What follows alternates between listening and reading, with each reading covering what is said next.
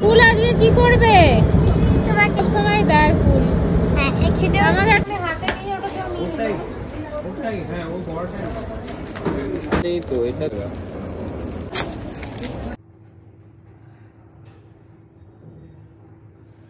Finally আমরা ready হয়ে এবার চললাম শপিং করতে। শপিংটা কিন্তু আমার শপিং নয়, শপিং ওরই শপিং, ইভেন্টের। ওর এখন শপিং বলতে জামা কাপড় থাকে না বা সংসারের কোনো না, ওর সংসার বলতে ইভেন্টের জিনিস, ইভেন্টের আছে, ক্লাসের কিছু জিনিস থাকে, ওইগুলো টোটালি কলকাতাতেই আমরা সবকিছু কেনাকাটা করি মোস্ট প্রবাবলি। আর যেগুলো একদম এক্সপেন্সিভ বা যেগুলো পাওয়া যায় না সেগুলো বাইরে থেকে অর্ডার করতে হয়। তো দেখা যাক কি কি করি, ব্লগে শেয়ার করার চেষ্টা করবো যদি স্পেস থাকে, কারণ স্পেসের অভাব। আর একটা পেন ড্রাইভ অবশ্যই আমাকে ক্যারি করতে হবে, অনেকদিন ধরে ভাবছি। তো ঠিক আছে, চলো দেখা হচ্ছে। চলো। কলকাতা মানেই মেট্রো, আর মেট্রো দিয়েই ইজিলি যাওয়া যায় যে কোনো জায়গায়। সব থেকে বেস্ট হয়ে গেছে গঙ্গার নিচ দিয়ে মেট্রো। সো আমরাও এসপ্ল্যানেড যাব কিছু কাজ, কিছু কেনাকাটি করতে, তাই চলে গেলাম মেট্রো স্টেশনে। ছোটবেলাটা কেটেছে বাবার সাথে টাঙ্গায় চড়া, ট্রামে চড়া, মেট্রো চড়া, সেই স্মৃতিগুলো যেন এখন স্মৃতিচারণ হয় যখন বরের সাথে যাই। গিয়েই দেখি এক মজাদার জিনিস ডিসপ্লে করা হচ্ছে, সেটা হলো যারা রেল লাইন ক্রস করে তাদেরকে ইয়ামদুত ধরে নিয়ে যায়। আচ্ছা, মানুষের কাছে আমার মনে হয় এটাই একটা সহজ উপায় বোঝানোর জন্য যে যারা এইভাবে নিজেদের সময় বাঁচানোর জন্য, কুড়েমের জন্যই হোক, যাই কারণেই হোক, এইভাবে রেল লাইন ক্রস করে তাদেরকে কিন্তু ইয়ামদুত ধরে নিয়ে যায়। বেশ মজাদার লাগলো ব্যাপারটা, তাই না? বাবার সাথে ঘোরার আর বরের সাথে ঘোরার মধ্যে একটাই তফাৎ, বাবার সাথে যখন ঘুরতাম যে কোনো জিনিস খেতে চাইতাম ছোটবেলায়, বাবা কিন্তু কিনে দিত, কারণ বাবা হয়তো সেইভাবে বুঝতো না যে কোনটা হাইজেনিক কোনটা ইনহাইজেনিক। কিন্তু আমার বর মশাই তো এই দিক থেকে ভীষণ স্ট্রিক্ট, যে কোনো খাবার খেতে দেবে না, রাস্তার স্ট্রিট ফুড তো নয়ই। তো এই জিনিসটা একটু তফাৎ আছে, কিন্তু ভালোবাসার দিক থেকে দুজনের ভালোবাসার পরিমাণই বেশ সমান সমান। কোথায় থাকিস? পড়াশোনা করিস না? করিস? ও, ঘরে কেউ নেই?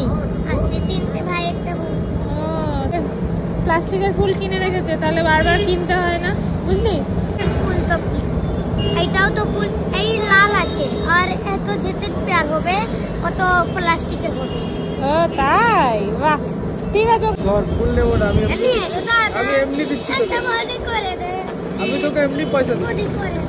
আরে ফুলটা নিয়ে ঘুরবো কোথায়, তোকে পয়সা দিচ্ছি তো, কিন্তু ফুল বিক্রি করিস না, পড়াশোনা কর। হ্যাঁ, আজকে এসেছিস, তাহলে কারোর কাছে চাইতে হবে না, আর একটা বড় ফুলের দোকান করবি। হ্যাঁ, এই ফুটফুটে মিষ্টি পাকা বাচ্চাটার কথা শোনার পর খুব জোর জল তেষ্টা পেয়েছিল, তো সামনে ডাবের জল ছিল, সেই ডাবের জল খেয়ে আমরা চলে গেলাম আমার কাজ করতে। আমার কাজ অর্থাৎ মেকআপের যা যা যাবতীয় জিনিস বা হেয়ারের যা যা জিনিস আমি যেখান থেকে অর্ডার করি, যে দাদার দোকান থেকে, সেই দাদার দোকানে ডাইরেক্ট চলে গেলাম কিছু জিনিস পারচেস করার জন্য।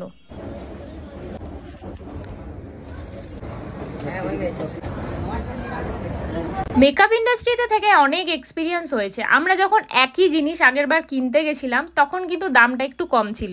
যখন আমি জিজ্ঞেস করছি দাদাকে যে দামটা কেন বেড়ে যাচ্ছে, তখন দাদা একটাই কথা বলছেন, যেমন আলু পটল চাল ডালের দাম দিন দিন বাড়ছে, তোমরা ভালো জিনিস যখনই কিনতে যাবে তখন কিন্তু দাম সেটার বাড়তেই থাকবে। তো সবার কাছে একটাই রিকোয়েস্ট রইলো, ভালো জিনিস যখন আপনারা পারচেস করেন, যেমন আপনারা পারচেস করার সময় বার্গেনিং খুব একটা করেন না, শপিং মলে ঢুকে হোক, যেখানেই হোক, বড় দোকানে হোক, ঠিক সেরকমই যখন মেকআপ আর্টিস্টকে বুক করবেন যে কোনো কারণের জন্যই, তখন কিন্তু বার্গেনিংটা করার আগে 10 বার ভাববেন যে বাজারে কি রেট চলছে। মেকআপ আর্টিস্ট মানেই মাসে মাসে জিনিস কেনা, মানে জিনিসের কোনো কেনার শেষ নেই। একটা প্রোডাক্ট শেষ হলে সেই প্রোডাক্টটারই নতুন ভার্সন যখন চলে আসে না, তখন মনে হয় যে আরেকটা কিনে দেখি, তো তখন আর টাকাটা আমাদের গায়ে লাগে না। আচ্ছা, মেকআপের কথা বাদ দিয়ে চলে গেলাম আমরা শু শপে, সেটা হলো শ্রী লেদার্স কলকাতার যে শপটা, সেখানে গিয়ে আমার তো দিল পুরো গার্ডেন। এত রকমের জুতো, এত রকমের স্যান্ডেল, আমার মন পুরো ছুঁয়ে গেছে। আর এত শপিং করেছি বরের জন্য, বাবার জন্য, আমার জন্য, মায়ের জন্য। জানি না কে কে এই প্রবলেমটা ফেস করেন, আমাদের মতনই যখনই যাই এইরকম একটা লাইনের মধ্যে আমার বরমশাইকে সেদিন দাঁড়িয়ে থাকতে হয়েছিল। আমি কিন্তু পেরিয়ে গেছিলাম, টিকিটের স্ক্যানারটা কাজ করছিল, কিন্তু আমার বরের স্ক্যানারটা বা দেখতে পাচ্ছেন বাকি যারা দাঁড়িয়ে আছেন তাদের স্ক্যানারটা কাজ করে না। কার কার সাথে এরকম হয়ে ওঠে, এরকম হাস্যকর জিনিস, সেটা অবশ্যই কমেন্টে জানাবেন। কি ঝামেলা রে বাবা, না কাজ করে তাহলে কি হবে, আমার স্ক্যানার কাজ করে, শর্টটা কাজ করে। আচ্ছা, তার মাঝে অনেক জিনিসের ভিডিও নেওয়া হয়নি। বর যে জিনিসগুলো পারচেস করেছিলেন, যেহেতু হোলসেল মার্কেট, বড় বাজার, তো এত ভিড়ের জন্য আমার কিন্তু কোনো ভিডিও নেওয়া হয়নি। আমার আজকের কলকাতা সফরের ব্লগ এত দূর রাখলাম, গঙ্গার নিচ দিয়ে চললাম বাড়ির উদ্দেশ্যে। ব্লগটি কেমন লাগলো অবশ্যই কমেন্টে জানাবেন। Till then take care, bye bye. Kolkata ও হাওড়া পর্যন্ত এটি নির্মাণের সময় লেগেছে মাত্র 66 দিন।